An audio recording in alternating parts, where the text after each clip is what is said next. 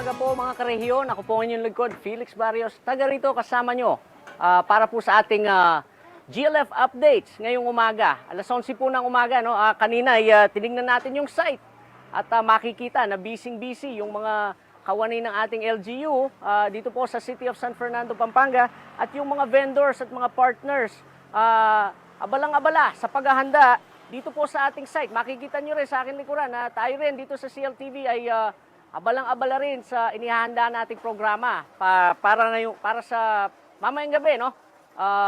Meron po tayong 3,600 chairs na nakalaan. Inilaan po yan ng LGU para po maupuan ng mga manonood ngayong gabi at inaasahan po na magkakaroon ng 8,000 manonood para po dito sa ating 114th Giant Lantern Festival dito po sa siyudad ng San Fernando.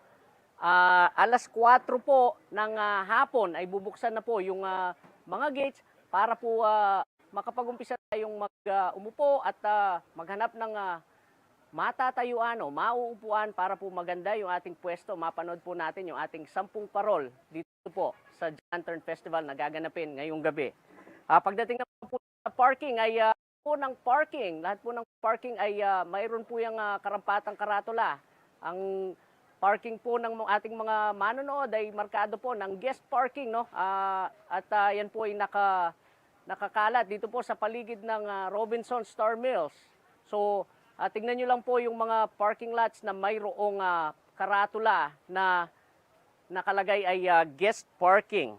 At sa lahat naman po ng mga